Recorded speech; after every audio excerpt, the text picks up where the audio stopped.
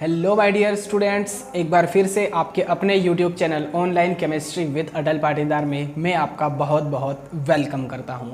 आज के वीडियो में यूनिट 7 का एक मोस्ट इम्पोर्टेंट टॉपिक हम पढ़ने वाले हैं। आज हम पढ़ने वाले हैं इंटर हैलोजन कंपाउंड्स। ठीक है, तो बहुत ही ज़्यादा इम्पोर्टेंट है। ठीक है, चलिए सबसे पहले हम इसकी डेफिनेशन देखेंगे कि इंटर हैलोजन कंपाउंड्स होते क्या हैं एंड देन इसके टाइप्स की ओर बढ़ेंगे। चलिए, तो डेफिनेशन में क्या लिखा है? When two different halogens combine together to form binary compounds then it is known as inter halogen compounds.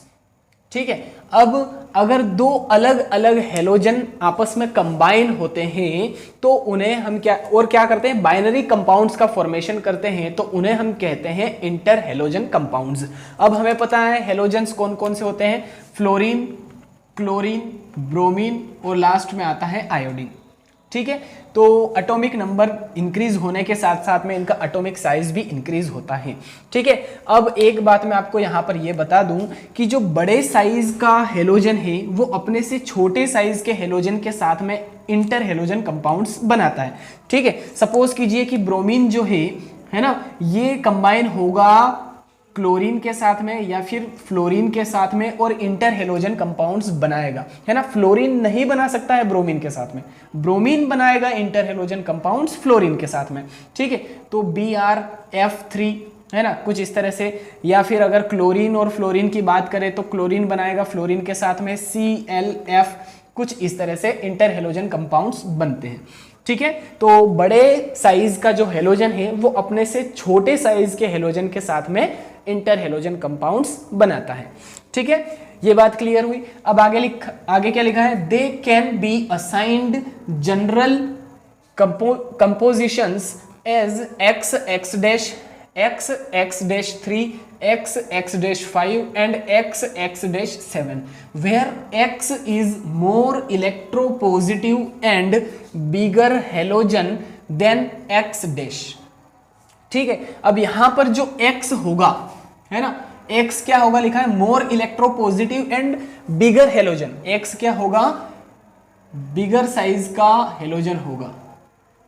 ठीक है, बिगर साइज हेलोजन, है ना। और X- जो है वो कंपैरेटिवली स्मॉल साइज का होगा, स्मॉलर साइज हेलोजन। ठीक है, ये बात क्लियर हुई। X क्या रहेगा? बिगर साइज हेलोजन, और X- क्या रहेगा? Smaller size halogen.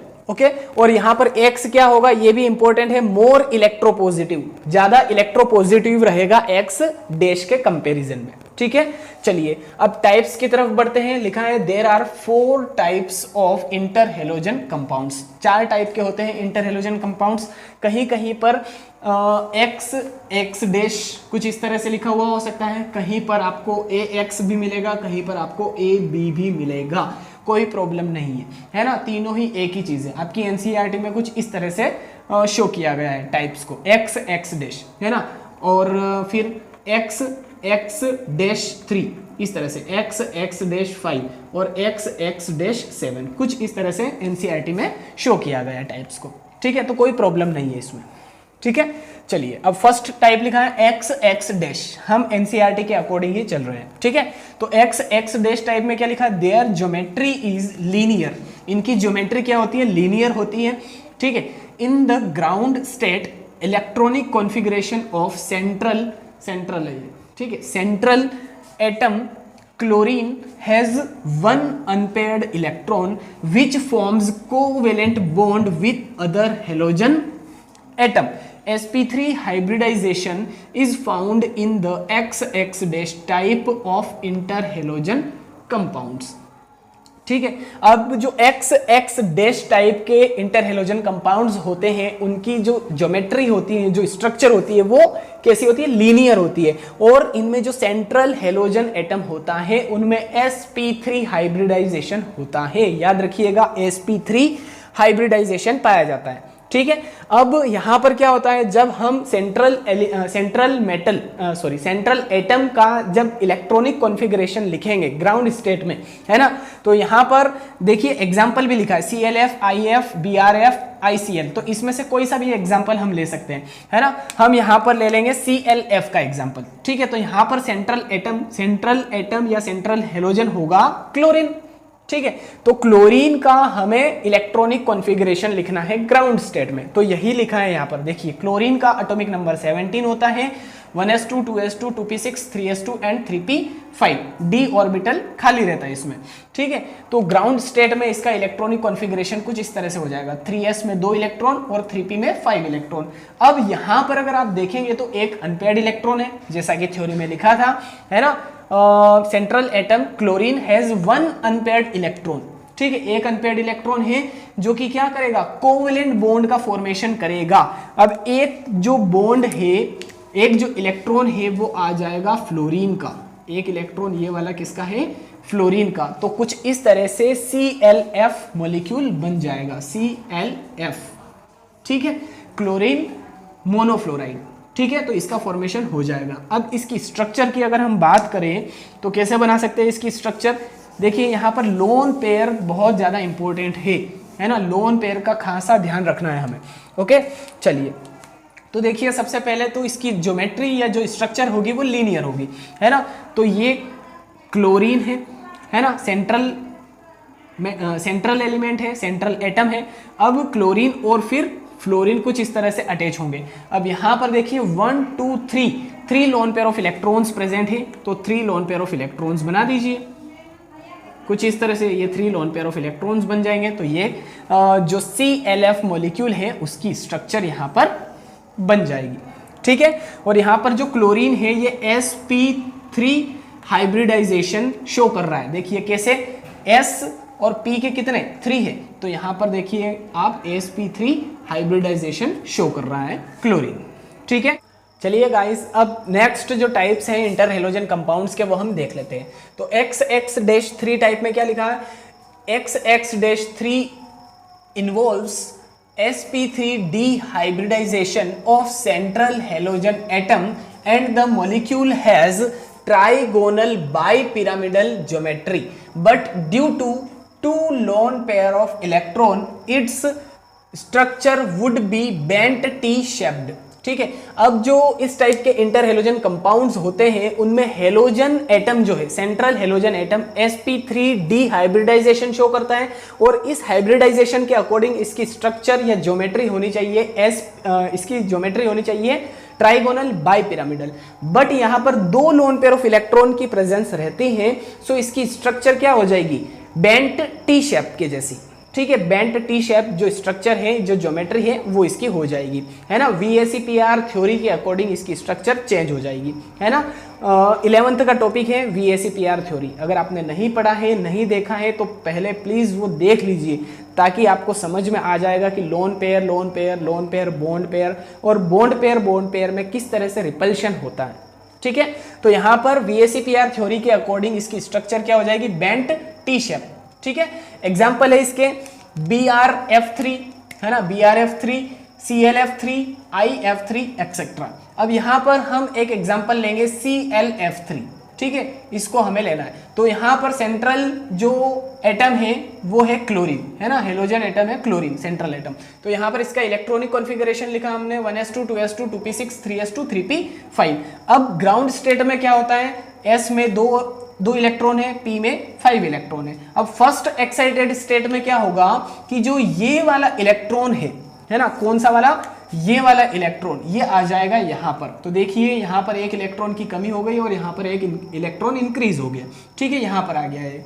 अब CLF3 मॉलिक्यूल कैसे बनेगा, ये जो 3 अनपेयर्ड इलेक्ट्रॉन्स प्रेजेंट है यहाँ पर, तो इन 3 अनपेयर्ड इलेक्ट्रॉन के साथ में जो फ्लोरीन का एक इलेक्ट्रॉन है वो आ जाएगा और कोवेलेंट बॉन्ड का फॉर्मेशन कर लेगा। इस तरह से ClF3 मॉलिक्यूल का फॉर्मेशन हो जाएगा, है ना। 3 अनपेयर्ड इलेक्ट्रॉन थे तो यहां पर फ्लोरीन आया और अपना एक एक इलेक्ट्रॉन इसको दिया और पेयरिंग कर ली, कोवेलेंट बॉन्ड बना लिया, ठीक है। तो इस तरह से ClF3 मॉलिक्यूल बन जाएगा। अब इसकी स्ट्रक्चर अगर हम देखें तो यहां पर अगर आप देखेंगे तो एक और एक दो lone pair of electron present है और 3 बॉन्ड पेयर है, ठीक है। तो सेंट्रल जो एटम है वो क्लोरीन है यहां पर, ठीक है। बड़े साइज वाला जो हेलोजन है वो क्लोरीन है। अब फ्लोरीन यहां पर 3 है, तो एक फ्लोरीन तो ये रहा, ठीक है, दूसरा फ्लोरीन ये है और तीसरा फ्लोरीन ये है, और 2 लोन पेयर ऑफ इलेक्ट्रॉन्स रहेंगे। तो ये कुछ यहां पर इस तरह से अरेंज रहेंगे यहां पर, ठीक है। तो ये इसकी स्ट्रक्चर हो गई ClF3 की, है ना। XX-3 टाइप के इंटर हेलोजन जो कंपाउंड्स होते हैं उनकी स्ट्रक्चर बेंट टी शेप की जैसी होती है ना। बेंट टी शेप दिख रहा है आपको, है ना, ये और ये, ठीक है। चलिए अब नेक्स्ट है XX-5। अब इसमें क्या लिखा है थ्योरी में, XX-5 involves sp3d2 hybridization of central halogen atom and the molecule has octahedral geometry। आगे क्या लिखा है, but due to the presence of one lone pair of electron its structure would be square pyramidal, ठीक है। अब यहां पर जो XX-5 टाइप के इंटर हेलोजन कंपाउंड्स होते हैं उनमें central halogen atom sp3d2 hybridisation show करता है ना। एक एक हाइब्रिडाइजेशन हमें बढ़ाते जाना है। फर्स्ट में sp3 था, सेकंड में sp3d2 था, d था, sp3d था, फिर XX-5 में sp3d2 है और लास्ट में हो जाएगा sp3d3 हाइब्रिडाइजेशन, ठीक है।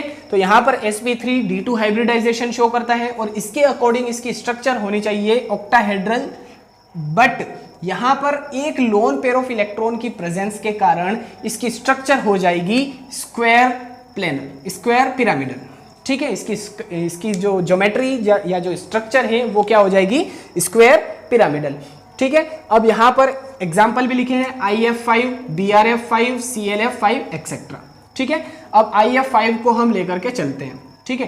तो यहां पर बड़े साइज वाला हेलोजन है आयोडीन, तो इसका इलेक्ट्रॉनिक कॉन्फ़िगरेशन लिख दिया हमने। आयोडीन का एटॉमिक नंबर 53 होता है, 1s2 2s2 dash dash dash 5s2 5p5 and 5d0, ठीक है। अब ग्राउंड स्टेट की बात करें तो S में 2, P में 5 इलेक्ट्रॉन। फर्स्ट एक्साइटेड स्टेट की बात करें तो ये वाला जो एक इलेक्ट्रॉन है ये आ जाएगा यहाँ पर कुछ इस तरह से, ठीक है। सेकेंड एक्साइटेड स्टेट की हम बात करें तो ये वाला जो इलेक्ट्रॉन है ये आ जाएगा यहाँ पर, ठीक है। ये वाला जो इलेक्ट्रॉन है ये यहाँ पर आ जाएगा। तो 5 अनपेयर्ड इलेक्ट्रॉन है, तो जो फ्लोरीन आएगा वो अपने एक एक इलेक्ट्रॉन को यहाँ पर दे देगा और कोवेलेंट बॉन्ड का फॉर्मेशन कर लेगा, ठीक है।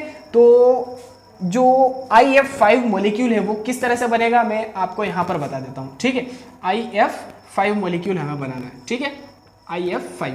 तो ये वाला जो इलेक्ट्रॉन है यहां पर भी आ जाएगा फ्लोरीन, ठीक है। तो 1 2 3 4 और यहां पर भी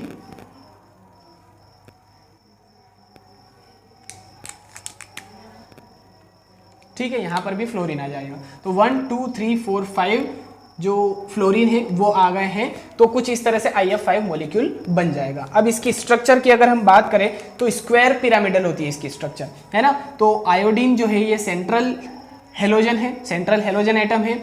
अब 5 फ्लोरीन हमें ऐड करना है इस आयोडीन के साथ में, तो 1 2 3 4। पहले तो इनको हम कनेक्ट कर देते हैं,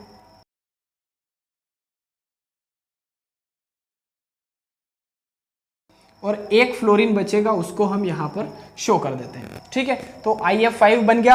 अब देखिए एक लोन पेयर ऑफ इलेक्ट्रॉन भी प्रेजेंट है, तो एक लोन पेयर ऑफ इलेक्ट्रॉन में यहां पर कुछ इस तरह से बना देता हूं। तो ये स्ट्रक्चर हो गई IF5 मॉलिक्यूल की, ठीक है। चलिए गाइस अब लास्ट इंटर हेलोजन कंपाउंड हम देख लेते हैं, XX-7 टाइप का। इसमें क्या लिखा है, XX-7 involves sp3d3 hybridization of central halogen atom and the molecule has pentagonal bipyramidal structure. Example है IF7। ठीक है, यहाँ पर X7 टाइप के interhalogen compounds sp3d3 hybridisation show करते हैं और जो इनकी स्ट्रक्चर होती है वो पेंटागोनल बाई पिरामिडल होती है ना।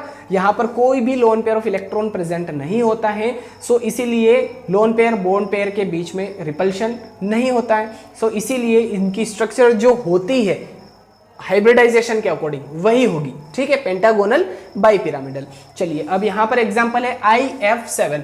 सेंट्रल जो एटम है, हेलोजन एटम है, वो आयोडीन है, बड़े साइज वाला हेलोजन। तो इसका एटॉमिक नंबर 53, 1s2, 2s2, आगे बढ़ते जाएंगे तो 5s2, 5p5 और 5d0 रहेगा।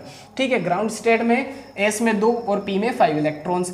फर्स्ट एक्साइटेड स्टेट की अगर हम बात करें तो यहाँ से एक इलेक्ट्रॉन आ जाएगा यहाँ पर, है ना। सेकेंड एक्साइटेड स्टेट की अगर हम बात करें तो ये वाला जो इलेक्ट्रॉन है ये यहाँ पर आ जाएगा। ठीक है, यहाँ पर। और थर्ड एक्साइटेड स्टेट की बात करें तो ये S में जो इलेक्ट्रॉन है ये यहाँ पर आ जाएगा, है ना। यहाँ पर खाली हो गया है और यहाँ पर इलेक्ट्रॉन जो है ये वाला यहाँ पर आ गया है। ठीक है, तो अब देखिए 7 अनपेयर्ड इलेक्ट्रॉन्स प्रेजेंट है, तो यहाँ पर 7 जो इलेक्ट्रॉन्स है फ्लोरीन के वो आकर के कोवेलेंट बॉन्ड का फॉर्मेशन कर लेंगे। ठीक है, तो ये 7 इलेक्ट्रॉन्स फ्लोरीन के हैं जो मैंने रेड मार्कर से शो किए हैं। ठीक है, तो इस तरह से IF7 मॉलिक्यूल का फॉर्मेशन हो जाएगा यहाँ पर। अब इसकी स्ट्रक्चर की बात करें तो पेंटागोनल बाई पिरामिडल स्ट्रक्चर बनानी है इसकी हमें। तो सेंट्रल जो एटम है वो आयोडीन है।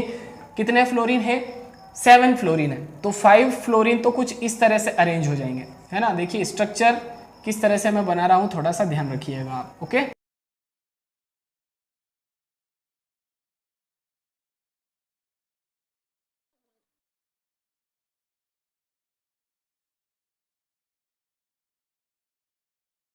ठीक है। तो I hope inter halogen compounds की डेफिनेशन और इसके जो टाइप्स हैं वो आज आपको बहुत ही बढ़िया तरीके से क्लियर हो चुके हैं।